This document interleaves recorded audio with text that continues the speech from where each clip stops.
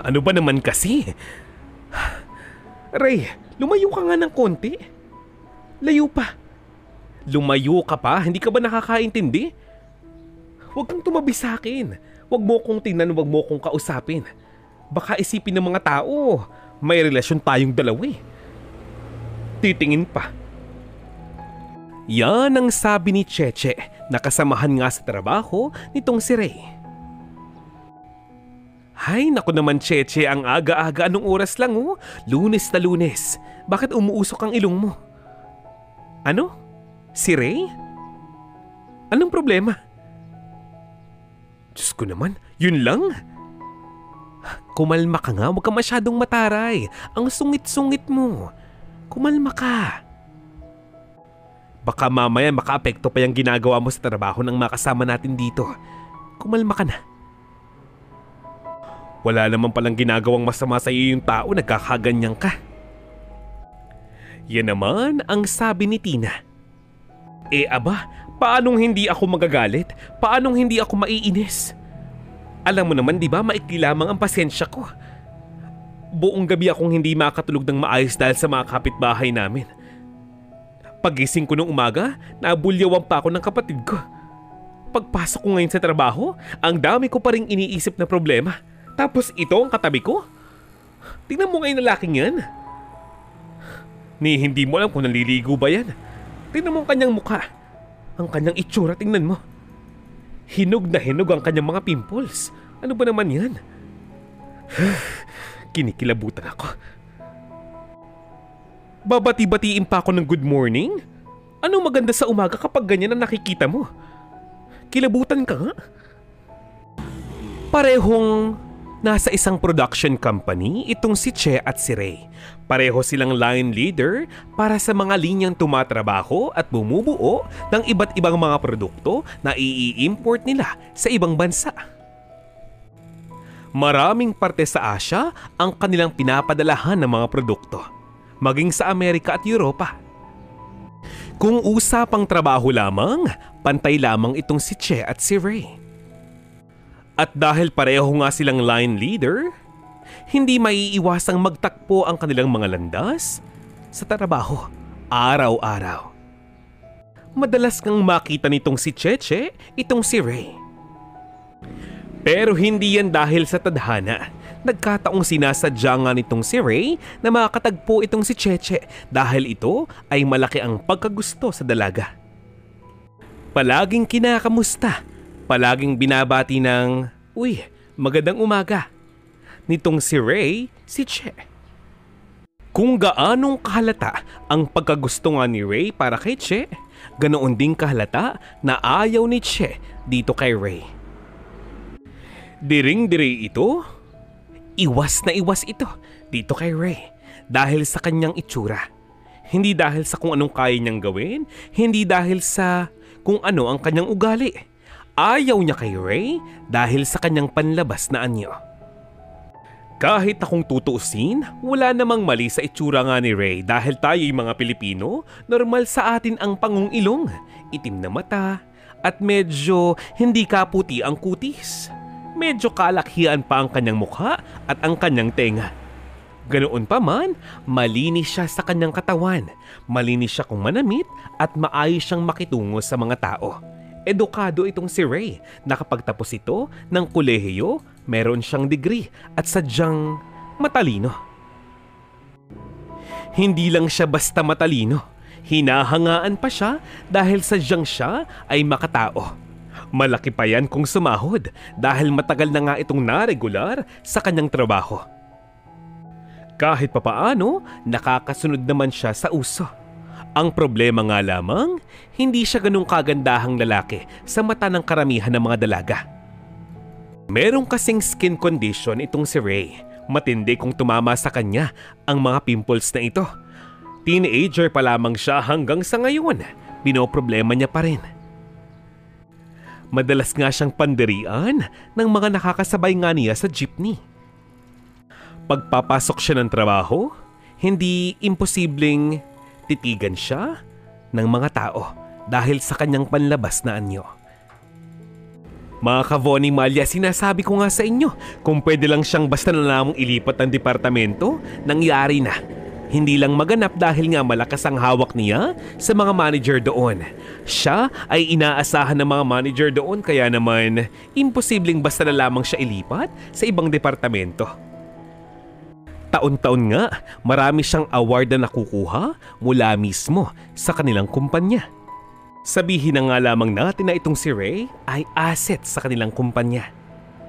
Confident naman itong si Ray sa kanyang ginagawang trabaho. Alam niyang wala siyang ginagawang mali at wala siyang tinatapakang ibang tao. Kaya lang, kahit paanong tagal niya sa kumpanyang iyon, naiilang pa rin siya. Nung lunch break, nakausap ni Cheche itong si Tina, ang isa pa niyang kaibigan. Ang sabi niya, "Alam mo ba, Tina? Kung hindi lamang international company itong naghahawak sa atin, matagal na akong umalis dito. Kung hindi lang ako nanghihinayang sa sahod dito." Paano ba naman kasi? Ang dami-dami ko nang iniisip. Hindi madali ang trabahong ginagawa natin dito. Tapos araw-araw ko pa nakikita si Ray. Nakakainis na. Nakakapiko na. Seryoso ako. Huwag kang tumawa dyan. Ang sabi naman ni Tina, "Aba oo naman, napakaswerte na nga natin sa ating trabahong ito. Kung tutuusin. Isipin mo, sa rate pa lamang natin, ang taas-taas na. Saan ka pa? Sa kahayaan mo na si Ray. Alam mong hinahangaan ka lang nung tao, di ba? Pabayaan mo na siya. Kung binabati ka niya, di batiin mo rin. Kung nag-hello siya sa'yo, mag-hi ka rin. Di ba? Kung pag ginitian ka, ngitian mo rin. Walang ginagawang masama sa iyong tao, hayaan mo na." Ang sabi naman ni Cheche, "Ano? Anong okay? Anong hayaan? Sis naman, isipin mo. Bawat kilos ko, pakiramdam ko palagi siyang nakatingin sa akin. Bawat lingon ko, nakatingin siya sa mga mata ko't nag-hello sa akin. Panay ang ngiti sa akin. Mula pagpasok ko sa umaga hanggang pag-uwi ko sa gabi, ganoon. Sis naman, alam mo ba? Kung ako ang may ganong klase ng muka, mahihiya ako. Baka nga hindi ako magpapakita sa mga tao pero tingnan mo siya. Hindi ko malaman kung mayabang ba o confident lang talaga. Parang hindi siya marunong mahiya." Kinikilabutan talaga ako. Yan ang tugon ni Che sa kanyang kaibigan. Sadyang ipinaparinig ni Che kay Ray ang kanyang mga sinasabi. Pero itong si Ray, parang dead malamang. Dead malamang ang binatang ito. Tuloy lamang siya sa kanyang ginagawang trabaho. Isipin ninyo, lunch break na pero tumatrabaho pa rin itong si Ray. Kumuha lamang siya ng tubig at uminom. Kung makapagsalita itong si Cheche, akala mo bagay napakaganda niyang dalaga. Akala mo'y perpektong tao ito. Wala naman siyang alam sa tunay na feelings itong si Ray. Kung makapagsalita si Che, akala mo ba hiniling ni Ray mula sa kalangitan ang ganong itsura? Ang mga taong katulad nga ni Che, walang kaalam-alam na itong si Ray, malaking pera na ang nagastos para sa mga mamahaling dermatologist. Lahat ng mga produkto ay nasubukan na nga niya. Maglaho lamang ang sumpang iyon sa kanyang mukha. Pero anong gagawin? Sadyang nasa lahi na nga nila ang ganong klase ng genes. Maraming pimples, sensitibo ang balat at marami pang iba. Kahit mga kapatid niya, ganoon din ang problema. Ang wika naman ng mga nakakatanda sa kanila, dapat daw ay makipagtalik na. Yun lamang daw ang tanging gamot. Lahat kasi ng mga ito, lahat ng lalaki sa kanilang angkan, tila ba nang magsimulang magsipag-asawa, nawala na ang sumpa ng pimple sa kanilang mukha. Hindi ko alam kung biruan lang ito o kwento-kwentuhan lang. Walang nakakapagpatunay pero bakit nga ba hindi subukan? Maaring wala itong koneksyon pero paano nga kaya kung ito na lamang ang tanging paraan upang maresolba ang problema nga nitong si Ray? Kaya si Ray parang excited ng mag-asawa. Pero paano nga ba siya magugustuhan ni Che? Gayong hanggang sa puntong ito, diring-diri pa rin nga ito sa kanya at sa kanyang mukha. Humantong pa sa halos ipahiya na nga siya ni Che sa maraming mga tao. Bakit nga ba itong si Che ay diring-dire dito kay Ray? Bakit napaka-vocal niya pagdating sa puntong ito? Ito kasing si Cheche ay masyadong malinis sa kanyang katawan. As in talaga, malaki ang kanyang ginagastos upang pagandahin din ang kanyang katawan. Ang kanyang mood, ika nga. Nakaka-intimidate nga ang kanyang aura kung tutuusin. Pero wag ka, kahit napakataas ng kanyang standards sa mga lalaki, pag may isang gwapong lumapit sa kanya at mga musta lamang sa kanya, ngumiti lamang sa kanya, para bang nanghihina na ang kanyang mga tuhod. Mga ka-Von Malia, maaaring itong si Che ay masyadong mapili. Ayaw pa niyang tumanggap ng manliligaw kahit pa sabihin ang kanyang tipo ang mismong lumalapit sa kanya. Maputi, matangkad, sporty, mabango, artistahin ng dating. Aanhin mo daw ang lahat ng iyon kung wala namang pera. Ang nais kasi talaga niya ay yung tipong mayaman, yung tipong siya ay iaahon sa kahirapan. Ewan ko ba, itong si Che, ang daming arte sa katawan ay samantalang ang kanilang pamilya ay isang kahig isang tuka lamang naman talaga. Madalas na ngang pagsabihan ng kanyang mga magulang, lalo na nga ng kanyang ina, itong si Che, dahil halos kalahati ng kanyang sahod napupunta lamang sa mga produktong ino-order niya nga online. Pampaputi, pampapayat, pampakinis ng balat at marami pang iba. Ayaw namang mag-ambag, pambayad ng kuryente at tubig, maging ng wifi nga nila. Pati nga sa pagkain, kinakapos pa. Pero okay lang yan para kay Che, kasi nga, diet daw siya. Kapag siya'y sinisita ng kanyang ina, napapaluhan na nga lamang itong kanyang nanay dahil walang ibang bukang bibig itong si Che, kundi... Bakit? Ako bang gumagamit yan? Bakit? Ako bang kumakain yan? Palaging ganun. Samantalang noon, nung hindi pa nga siya nakakapagtapos ng pag-aaral, ang palagi niyang bukang bibig ay pag daw siya'y nakapagtrabaho, agad siyang babawi sa kanyang mga magulang. Inasa na yun ngayon. Noon, ang kanyang ama, palaging nangungutang ng pera, pambayad lamang ng kanyang tuition. Pambaon niya araw-araw, pambili ng bagong sapatos, lalo na ng bagong uniform. At dahil nga pinag-aral siya ng kolehiyo at pinatapos, malamang nagsakripisyo ang kanyang dalawang kapatid. Hindi pa sila nakakapagtapos kahit high school man lamang. Pero okay lang, nangako kasi itong si Che na siya'y babawi sa kanyang pamilya. Pero tila ba nagbago ang ihip ng hangin nang itong si Che ay matanggap sa isang international company. Sumasahod nga ito ng humigit kumulang 40,000 kada buwan. Napakasipag nga nitong si Che mag-overtime. Kaya lang, sa laki ng kanyang sinasahod, alam niyo ba kung magkanong inaabot niya sa kanyang pamilya? 2,000 piso, malaki na ang 4. Isa naman aabot yun sa mahal ng bilihin sa palengke, hindi ba? Kaya itong kanyang ama, kahit may iniindang karamdaman sa kanyang tagiliran, pinilit pa rin humanap nga ng bagong trabaho. Hanggang sa ayun, inabutan na nga siya ng kanyang karamdaman at tumindi pa ang kanyang hapo. Unang linggo ng buwan noon, kakasahod pa lamang ni Cheche. Kinausap siya ng kanyang ama upang humiram ng pera, pambili nga ng gamot at ilang pangangailangan sa bahay.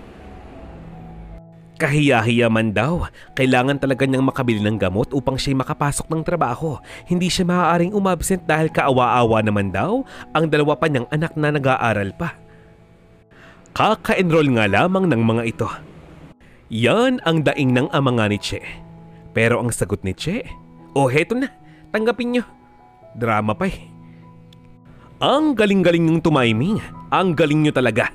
Alam na alam niyo pag bagong sahod ako. Ito. Ano? Kulang? Kulang pa? 1,000 na nga itong binibigay ko, kulang pa? Grabe kayo eh. Grabe kayo. Maya-maya pa'y dumating ang kanyang ina. At ang sabi nga nito habang medyo mainit nga ang ulo, ikaw, sumusobra ka na eh. Ha? Huwag mo akong talikuran, huwag kang bastos. Kinakausap kita, Cheche. Anong problema mo? Ano ito? 1,000 piso? Huwag mo namang mamasamain. Nagpapasalamat kami sa binibigay mo. Pero anak, mahigit 4 na buwan ka nang hindi nag-aabot ng pambayad ng kuryente at tubig. Pati pambaon ng mga bata. Ang iyong ama, kahit may iniinda na, tuloy pa rin sa kanyang trabaho. Ayaw niya nga sanang makiusap sa iyo eh. Nahihiya na sa iyo. Ako ang nakiusap sa kanyang kausapin ka. Kahit na ayaw niya, kahit nahihiya siya sa iyo. Kasi kailangan niya eh. Kailangan niya ng gamot, anak. Wala naman sa akin kung ayaw mong magbigay. Kung wala ka talagang pera. Pero anak, pamilya tayo. Kumikita ka ng malaki, 1,000 lamang ang ibibigay mo? Sumusobra ka na, Cheche. Alam mo, punong-puno na ako sa iyo eh. Huwag mo akong sagutin. Nagsasalita pa ako, huwag kang bastos. Tama na. Ayoko na makipagtalo sa iyo. Kunin mo na mga gamit mo at umalis ka sa bahay na ito.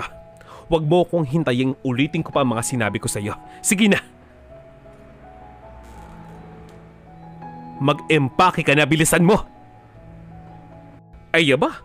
Walang kahiya-hiya eh. Nagkakasakit na ang kanyang ama kakatrabaho. Ayaw pa rin niyang tulungan. Ayaw pa rin niyang suportahan. Walang kapuso-puso ang batang yan. Siguro ay panahon na para matuto siya ng leksyon. Sigaw ng ina ni Che. Nabigla at napatahimik naman si Che. Pero maya-maya pa, muli siyang sumagot sa kanyang ina. Hindi niyo ko kailangang pilitin. Hindi niyo ko kailangang hilahin palabas ng bahay na ito. Marunong ako magkusa. Pero para lang ipaalala ko sa inyo, sa ating lahat dito, ako ang may kakayahang mabuhay nang wala kayo. Bahala kayong mamatay sa gutom. Napakayabang ninyo eh. Tingnan ko lang kung hindi kayo lumuhod sa harap ko sa paghingi ng sorry sa akin. Sakit yung magsalita eh. Ang sakit yung magsalita. Sa dami ng pagkakataong sinubukan kong humingi ng tulong sa inyo, ang palagi niyong sinasabi wala. Kaya nagkusa ako. Nagsipag ako. Ginalingan ko. Ni isa ba sa inyo may nagtanong kung okay lang ako? Wala. Kasi ang tingin niyo sa akin, buhay na ATM. Diba? O itay, bakit hindi kayo makapagsalita? Tama ako, hindi ba? Itong pag-alis ko, sisiguraduhin ko, magbabago ng tuluyan ang buhay ko. At kahit na kailan, hindi na ako babalik dito. Tandaan niyo yan. Bago dumilim, nakaalis na nga si Che sa kanilang bahay, bitbit ang lahat ng kanyang mga gamit. Kumuha nga ito ng isang condominium unit. Umupa ito ng 10,000 buwan-buwan, 10,000 pesos, at nagbuhay independent nga ito. Siyempre, malaya na. Pero kung tutuusin, hindi na nga ito bago dahil noon pa naman, hindi na nga talaga siya nag-aabot sa kanyang pamilya. Makalipas ang 1 linggo, pagpasok niya ng opisina, nag-open nga itong si Che sa kanyang kaibigang si Tina. Sabihin mo nga sa akin, Tina, tama ba naman yun? Ako na nga lamang yung inaasahan nila eh. Ako na nga lamang yung tumutulong sa kanila. Ako pa ang pinalayas nila. Tama ba naman yun? Bakit ganun? Napaka-unfair nila eh. Hindi ba alam mo naman, ako ang nagpapaaral sa mga kapatid ko. Ako ang nagbabayad ng bill sa bahay namin. Ako ang bumibili ng pagkain, ng grocery araw-araw. Ako nagpaparepair kapag may sira. Tapos ako pa ang papalayasin doon? Ako pa ang masama? Grabe sila, hindi ba? Ano sila? Pagkatapos akong sabihin ng hindi maganda, hindi pa rin ako aalis? Ano sila, sinuswerte? Kaya ako, malakas ang loob kong umalis sa amin. Hindi na ako babalik doon. Hindi na talaga. Yan ang sabi ni Che sa kanyang kaibigan. Pero ang tugon nga ni Tina, shhh! Ano ka ba naman, Che? Okay ka lang ba? Huwag masyadong malakas ang boses mo. Kung ayaw mong pag-usapan ka ng mga katrabaho natin dito.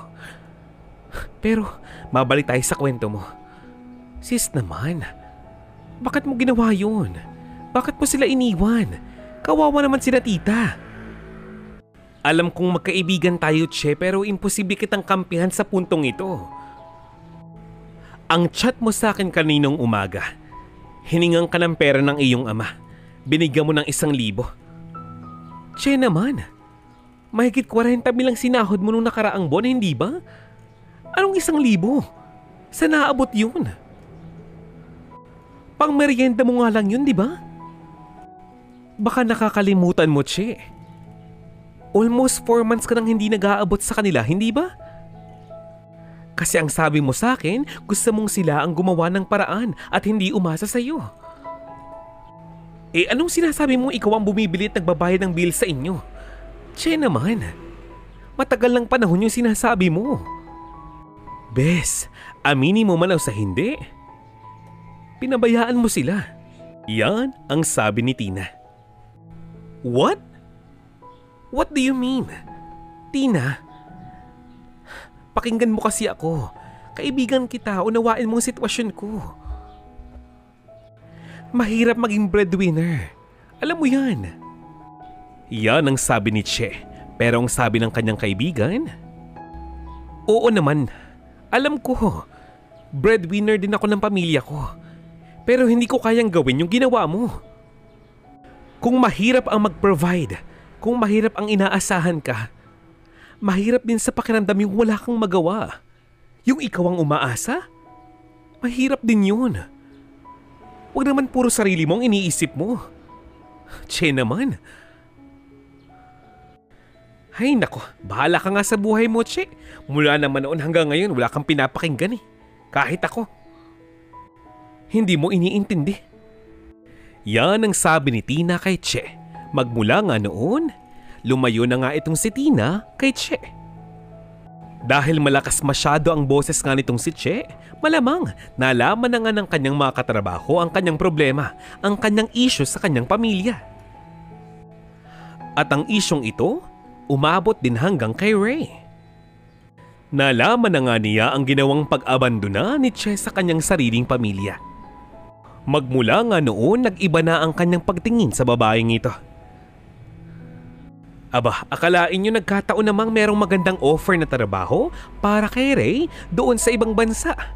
Sino namang tatanggi sa offer na iyon? Malaki ang sahod at kayang-kaya niya nga ang trabaho. Total, palagi naman siyang napag-iinitan ng mga kasama niya nga sa trabaho, pinagtatawanan, binubuli at pinagkakaisahan. Magaling pang makapag-move on na lamang doon sa ibang bansa. Kasabay ng kanyang pag-alis ay ang paglimot sa kanyang feelings para kay Che. Magmula nga nang umalis si Ray, para bang gumaan na sa pakiramdam ni Che ang kanyang trabaho. Mas maaliwalas na nga daw ang kanilang departamento dahil wala na nga si Ray.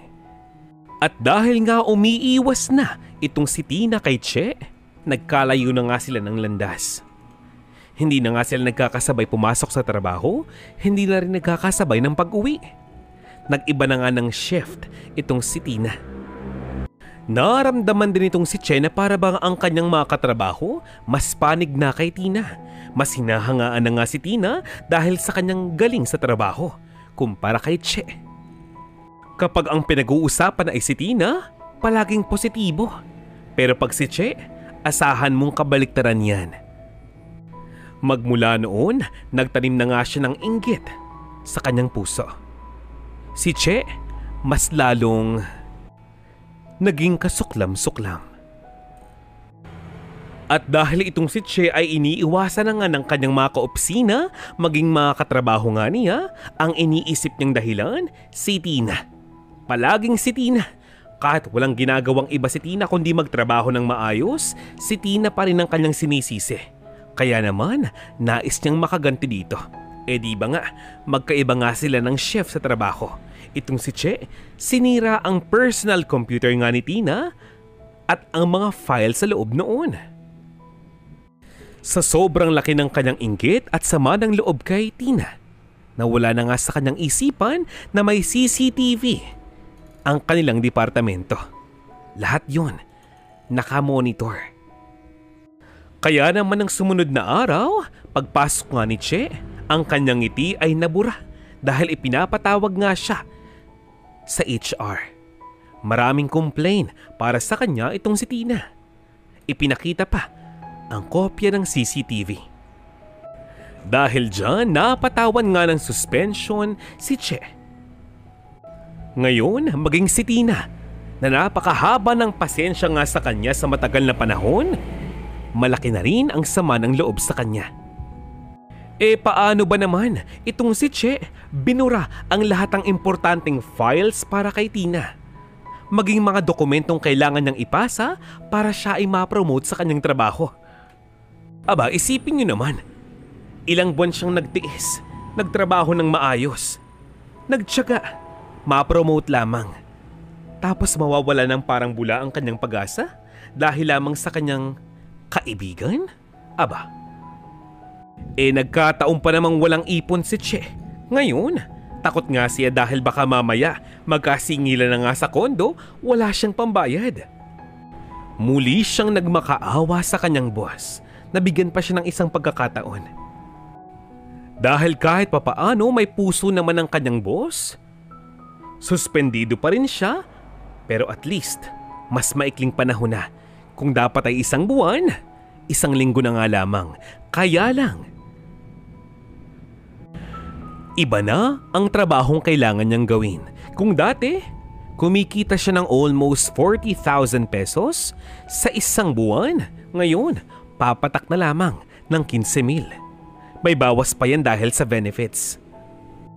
Kesa nga naman wala, pasalamat na rin siya dahil meron siyang trabaho.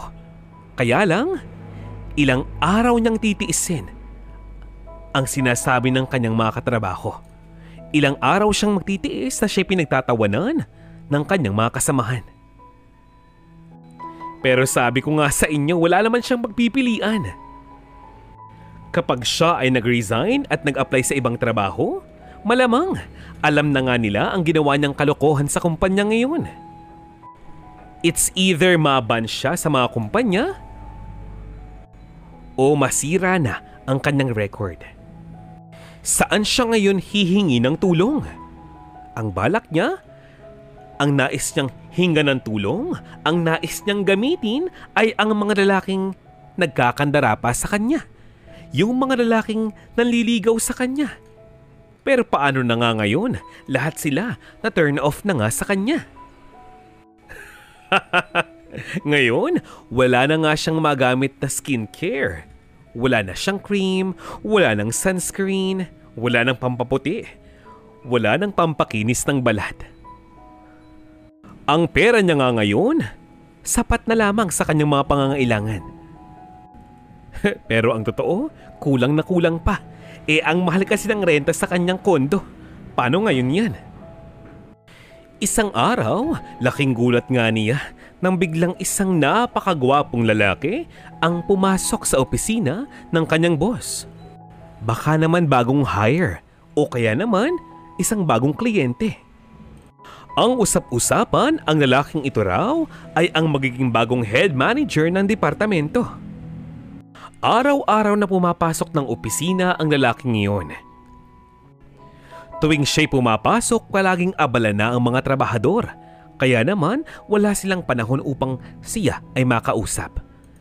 Isang araw, nakita nga nitong si Che ang lalaking iyon. May kasamang isang babae. Malamang, ito ay kanyang assistant o kaya naman ay sekretarya.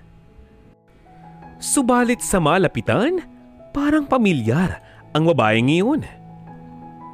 Kaya naman nung bandang hapon, sinundan niya ang mga ito patungo ng parking lot. Laking gulat niya na ang lalaking yun pala ay si Ray Del Mundo. At ang babaeng kanyang palaging kasama, walang iba kundi si Tina, ang dati niyang kaibigan. Halos manlambot nga itong si Che sa kanyang nakita. Patuloy pa rin siyang nagtago. Si Ray, halos hindi na nga niya makilala. Iba na ang kulay ng kanyang kutis, iba na ang kulay ng kanyang buhok. Kung noon ay medyo chubby-chubby pa ito, ngayon fit na ang kanyang katawan. Ang kanyang pormahan, ang kanyang kotse, ibang klase talaga. Aba, paanong hindi? Ito na nga ang kanyang bagong boss. Kung sa bagay noon pa naman, medyo alam na nga niya na itong si Ray ay medyo mayaman talaga. Pero ang kanyang ikinagulat ay si Tina. Ibang-iba na ang kanyang iginanda ngayon. At kitang-kita mo sa kanyang itsura na maligaya siya sa piling ni Ray. Biglang nag-flashback sa kanyang alaala. Ang mga panahong noon ay hindi pa kagandahan o kagwapuhan ng dalawa. Pinagtatabuyan pa nga niya itong si Ray at ang sabi niya, kay Tina na nga lamang sumama. Ngayon, sila ng dalawa. Hindi lang yan. Bumabalik sa kanyang isipan kung paano niyang itrato ang dalawang ito. Grabe ngayon ang panliliit ni Che sa kanyang sarili. Lalo nang nawala ang kanyang kumpiyansa magmula nang makita niya nga si Ray at si Tina. Napapabayaan na nga niya ang kanyang trabaho at ang kanyang sarili.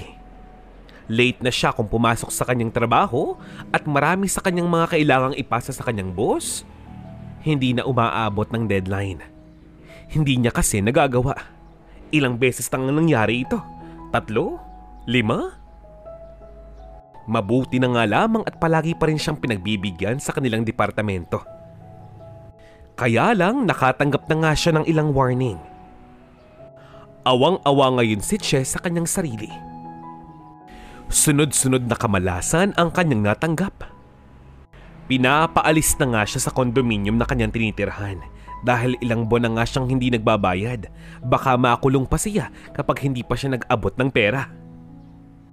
Dahil dyan, takot nga siyang makulong kaya siya'y muling nangutang sa kanyang mga dating kakilala. At dahil doon, nakapagbayad nga siya sa kondo. Pero umalis na nga rin agad siya.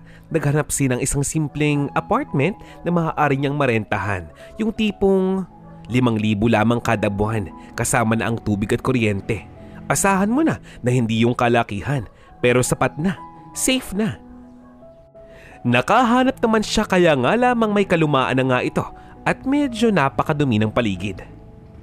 Nang makita niya ang buong kapaligiran ng apartment na iyon, biglang bumalik sa kanyang isipan ang kanyang pamilya. Dati raw, napakalinis pa ng kanyang tahanan. Palagi pa niyang nakikita ang kanyang mga kapatid at ang kanyang mga magulang. Nagkakamustahan sila, nagtatawanan, nagkukwentuhan, may samaan man ang loob, nagkakabati rin. Kamusta na nga kaya ang kanyang pamilya? Kaya naman isang araw naisipan niyang bisitahin ang mga ito. Silipin ang mga ito mula sa malayo. Dahil matagal na nga siyang hindi umuwi, matagal niyang tiniis ang mga ito. Medyo napangiti naman itong si Che nang makita niya ang kanyang ina na masaya at malakas pa. Habang kakwentuhan ang kanyang mga kumare. Habang ang kanyang ama ay naka-wheelchair na dahil nga naabuso nga niya ang kanyang sarili kakatrabaho para sa kanyang pamilya. Napansin nga ni Che na parang mamahalin ng kanyang wheelchair. Napaluha ito dahil napaisip siya, ibang tao pa ang magpo-provide doon sa kanyang sariling mga magulang. Sinayang niya lamang ang kanyang buhay. Habang naiiyak itong si Che sa kanyang kalagayan, isang boses ang kanyang narinig mula sa kanyang likuran. Ate? Ate, ikaw ba yan? Sinasabi ko na nga ba imposible ako magkamali. Ate, kamusta ka na? Anong ginagawa mo rito? Bakit ang layo mo? Halika na, sumama ka na sa amin. Nakalimutan mo na ba? Birthday ng Itay ngayon. Sumama ka na sa amin. Alam mo ba, naghanda kami ng masarap na putahe. Tsaka, ate, may trabaho na kaming maayos ngayon. Pinagtapos kami ni Kuya Ray. Hindi mo alam? Alam mo ba, ipinasok niya kami ng trabaho sa isang electric company. Ang laki ng sahod namin, ate. Bakit ganyan ang reaksyon mo? Hindi mo alam? Ang sabi niya... Basta, mamaya na nga tayo mag-usap. Sumama ka na sa amin sa loob, hinahanap ka na nga ni Itay. Kanina ka pa niyang hinihintay, alam mo ba? Taon-taon, umaasa siyang uuwi ka. Yaan ang saad ng kapatid nga ni Che, na halos hindi na nga niya makilala dahil ibang-iba na nga ang kanilang itsura. Pero meron pa rin siyang hindi maipaliwanag. Anong trabaho? Anong electric company? Si Ray? Bakit? Hinigit naman siya ng isa pa niyang kapatid para makapunta na nga sila sa bahay. Laking tuwa naman ang kanyang ina nang siya'y makita. Sinalubong siya ng yakap at halik. Tila ba lahat ng mabigat niyang pakiramdam ay nawala. Biglang gumaan. Nang maramdaman niya ang yakap ng kanyang ina. Maya-maya pa'y may isang humawak sa kanyang braso. Ito ay ang kanyang ama habang ito ay naka-wheelchair. Maligaya nga raw sila at bumalik na ang kanilang panganay na anak. Nang puntong iyon, saka lamang nalaman nitong si Che ang buong katotohanan. Ito palang si Ray at Tina ang sumuporta sa kanyang pamilya habang siya'y wala. Si Ray ang nagpaaral sa kanyang dalawang kapatid, ang nagpatapos sa mga ito at nagbigay ng trabaho. Samantalang si Tina ang sumuporta sa kanyang mga magulang at nagpagamot sa mga ito. Lalong-lalo na sa kanyang ama. Ngayon, ang pamilyang ito handa ng patawarin ng isa't isa. Nagsalo-salo, nagkwentuhan, nagkamustahan mismo habang kumakain ng agahan. Itong si Che halos ayaw bumitaw sa kanyang mga magulang. Ang kanyang mga kapatid, walang patid ang pag-iyak. Ngayong okay na muli ang kanyang pamilya, nagkapatawaran na, naisipan niyang mag-resign na sa kanyang trabaho at mag-apply doon sa abroad. Pero bago nga siya umalis, naisipan niyang hanapin muli itong si Ray at Tina, na ngayon ay mag-asawa na pala at may isa ng anak. Malayo pa nga lamang ay lumuluha na itong si Chen nang makita niya ang kanyang kaibigang si Tina. Napatakbo na nga ito at niyakap ng mahigpit si Tina.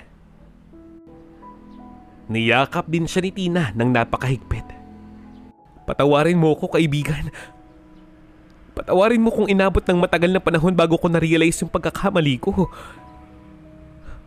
Sorry talaga. Nakakahiya ang mga ginawa ko. Tina, naging mabuti kang kaibigan sa akin kahit na hindi ako ganun sa'yo. Patawarin mo ko. Ray, sana mapatawad mo ko at maraming salamat sa inyong dalawa. Dahil sa inyo naging maligaya ang pamilya ko. Kung ano man yung nagawa kong mali sa inyo, asahan yung babawi ako sa inyo. Maligaya ako para sa inyong dalawa.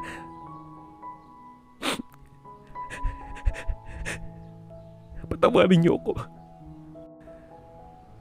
Ang dami kong natutunan sa pagkakataong ito. Na dapat maging mabuting kaibigan ka sa kapwa mo. Dahil sa inyo natutunan ko na dapat hindi ka nanghuhusga ng ibang tao. Dahil sa mata ng Diyos, pantay-pantay naman tayo eh. Ray, patawarin mo talaga ako. Tina. Ang sabi naman ng mag-asawa, matagal na nga raw silang nagpatawad kay Che.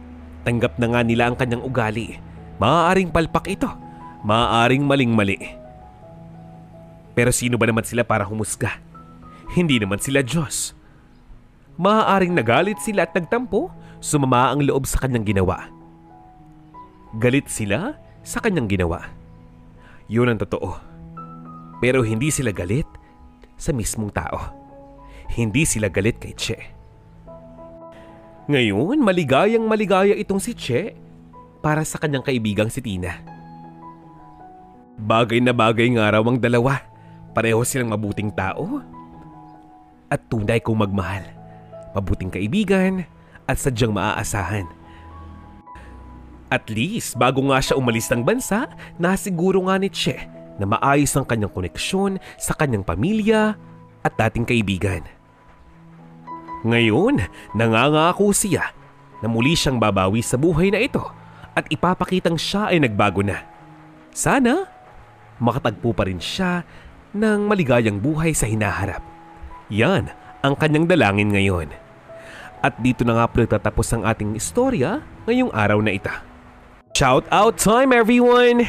Binabati ko po sina Miss Jonalyn Bueno, Sonia Arcala, Imelda Bodino at Marivic Bueno. Kamusta na po kayo? Hello Miss Mirna Galicia, Merced Pineda, Eliza Bicolana at Len Gonzalez. Hello, Miss Virgie Vergel de Dios, Priscilla Batan, Alfredo Sigua at Erlinda Claveria. Hindi nagpapahuli si Miss Presi Katja, Princess Rocker at Celestina Sigua. Mga ka-Vonny Malya, maraming salamat po muli sa inyong pakikinig. Hanggang sa susunod na mga storya ng buhay at paniniwala, kaibigan at pamilya, pag-ibig at pananampalataya. This is Vonny Malya TV. Maraming salamat po.